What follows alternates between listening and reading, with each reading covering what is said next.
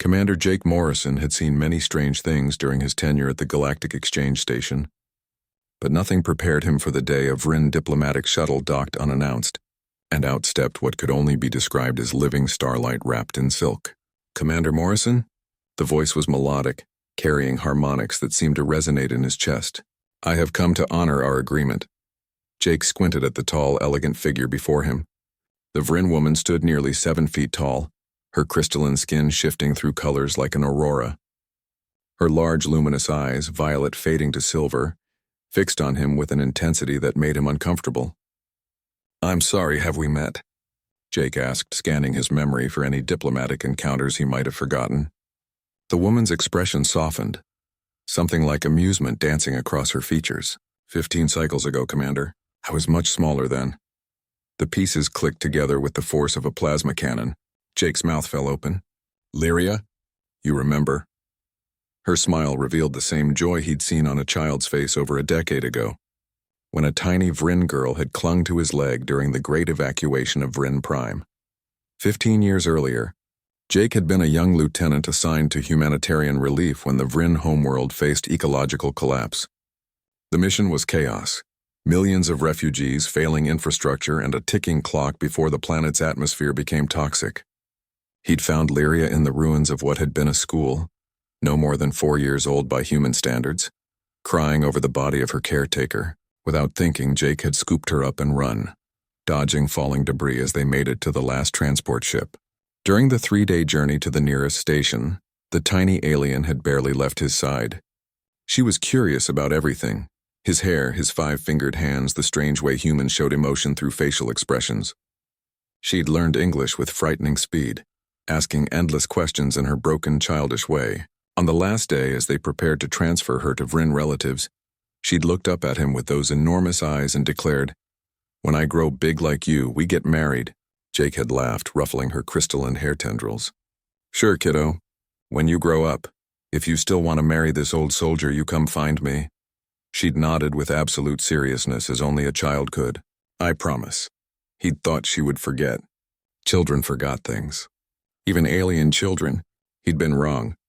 "Lyria, that was just... I was joking. You were a child. I didn't think..." "Humans make many jokes," she interrupted, her voice gentle but firm. "But I was taught that humans also value their promises above all else. You taught me that, Commander. You kept your promise to get me to safety. You kept your promise to visit me once at the relocation colony, even though it was far from your station. Why would I not keep mine?" Jake ran a hand through his now graying hair. "Because it's insane. I'm 43 years old. You're, what, 19? By human standards, yes. By Vryn standards, I am fully mature and have been for 3 cycles. She tilted her head, studying him. "But age is not why you refuse, is it?" He met her eyes, seeing not the child he'd rescued, but a grown woman of remarkable intelligence. "You don't know me, Lyria, not really. You knew a soldier who did his job. Then let me know you now." She stepped closer. "The Vryn do not make bonds lightly, Commander. Our culture believes in life debts and soul connections. You saved not just my life, but my future. In those 3 days, you showed me what humanity truly is. Brave, kind, protective of the vulnerable. You shaped who I became. You can't base your whole life on a childhood memory. Can I not?" A hint of steel entered her voice. "I became a xenodiplomat because of you. I studied human culture, human history, human psychology for 15 years. I have dated others of my kind and found them lacking. They do not understand the human capacity for hope in darkness, for laughter in the face of death. They did not hold a terrified child through nightmares and sing strange songs about twinkling stars." Jake felt his throat tighten at the memory. He'd been so young himself, barely knowing what he was doing. "I wrote you letters," she continued softly. "Every cycle without fail. Did you read them?" He had, every single one, watching her grow through words, learning about her achievements, her dreams. He'd told himself it was just checking on a refugee child, nothing more. But he'd kept every letter in a locked drawer in his quarters. "I read them," he admitted quietly. "Then you know I am not that child anymore. I am Lyria Vos Kreneth, ambassador to the human territories, scholar of interspecies relations, and someone who has loved the memory of your kindness for 15 years. She paused, vulnerability showing through her composed exterior. I am not asking you to marry me today, Jake Morrison. I am asking if you would consider knowing me. Truly knowing me. And if people talk, if they say I'm taking advantage, let them talk. She smiled, and it was radiant. Humans taught the galaxy to stand against impossible odds. Surely we can stand against gossip. Jake looked at this remarkable woman before him, seeing both the frightened child and the powerful adult she'd become.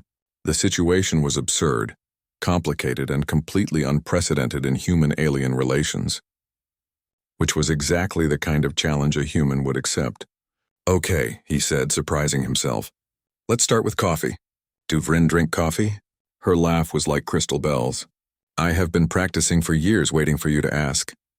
As they walked toward the station's cafe together, Jake reflected on the strange, wonderful, terrifying nature of humanity's place in the galaxy.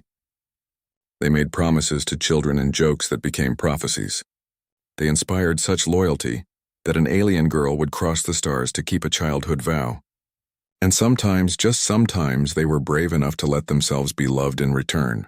The galaxy called humans crazy, reckless, and impossibly sentimental. Watching Lyria's face light up as she talked about her diplomatic work, Jake thought that maybe, just maybe, that wasn't such a bad thing after all.